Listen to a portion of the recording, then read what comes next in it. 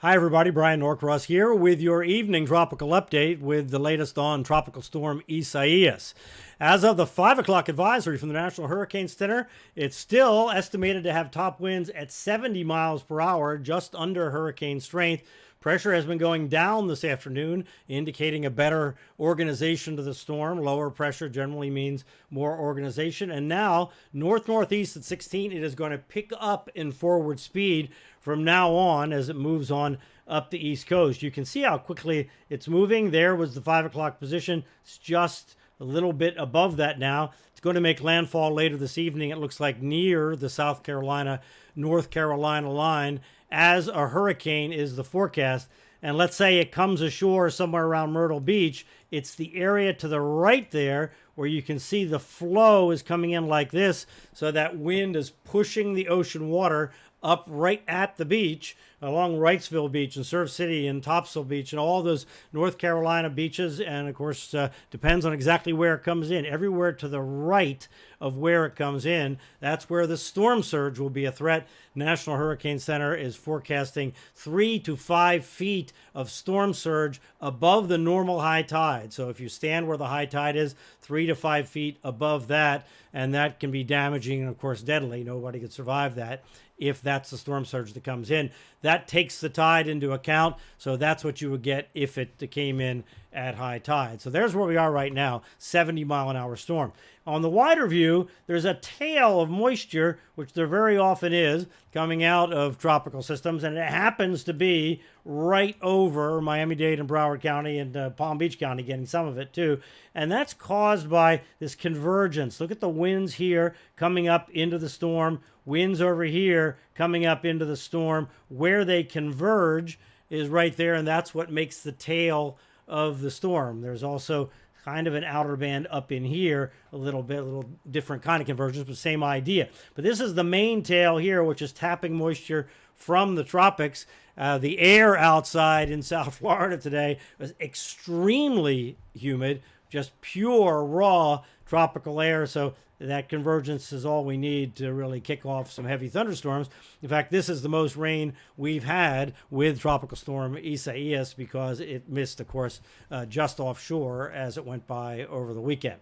So here's the new cone as of 5 p.m. So here we are, just kind of southeast of the Charleston area. And there is the forecast at 2 a.m. northeast of Wilmington. The idea being that between here and the coast, it intensifies, but then once it gets over the land, it starts to weaken some. So that's why it's 70 miles an hour here. The idea is at 75 or maybe a little bit higher at the coastline when it comes in right near the South Carolina, North Carolina line, which would be right there. Myrtle Beach over to Cape Fear, Wilmington area in North Carolina for the center of it. But the onshore part of it with the strong cells is on the right side.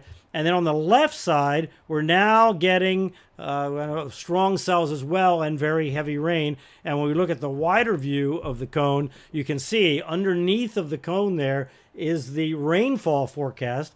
And if you notice, the rainfall forecast is on the left side of the cone. That's where the heavy rain is forecast, and that's because an upper level disturbance, a very strong upper level disturbance, is pushing in from the west, and there's a cold front involved. So you have the tropical system coming one direction and the wintertimey kind of system coming the other direction, and we end up with this corridor of very heavy rain just to the west of where the storm tracks. So the forecast for the rain in the Carolinas is a widespread 3 to 6 inches up to 8 inches, but this is going to come down in a hurry. So some areas respond to rain very quickly. It drains, and if you're going to get a flood, you get a flood in a gully or over a road or something like that. Those areas are very susceptible in this situation. Other areas, where like in a river where the water has to come down the mountain and then it more slowly builds, they are not as susceptible in this situation because this storm is moving along at such a clip. And then up into the northeast, a little bit less rain because the storm is moving even faster, even though there is kind of up the I-95 corridor, there is this band of rain here, Philadelphia on to the west of New York 2 to 4 inches widespread, up to 6 inches in the highest rain amounts. So look, that goes all the way up into Canada, that corridor of rain. So this is going to, people along that I-95 corridor up and down the East Coast are going to certainly know that this storm is coming along.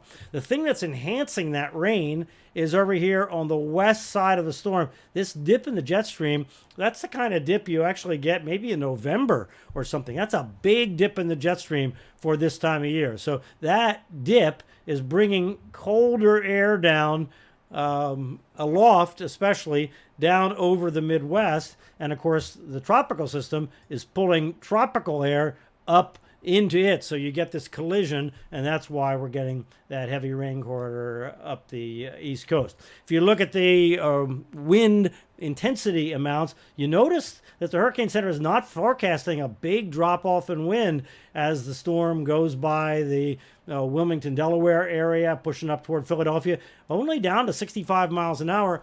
And the reason for that is, first of all, it's moving very quickly. The second of all, this dip in the jet stream is energizing it. So it's not just you have the tropical energy from the water, but you also have this wintertime kind of energy feeding into the system, so you don't get a lot of decrease in the wind speed. The winds tend to be on the right side of the system.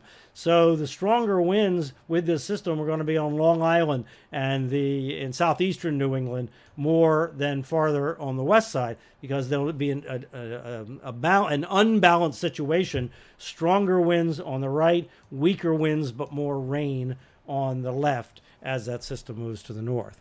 So it's going to make landfall this evening. All indications are right near the South Carolina, North Carolina line as a hurricane. We hope everybody's prepared. And the best advice for the Northeast, be ready for the power to go out. Don't park your car under any trees. And if you're in a high rise, the winds are going to be stronger up high. Don't leave things in your balcony, anything that can blow around. It's going to be quite gusty tomorrow. The background winds may not be terribly strong, but the gusts are expected to be very strong in that entire corridor all the way up through the Northeast. So stay safe, everybody, and we'll keep up to date right here.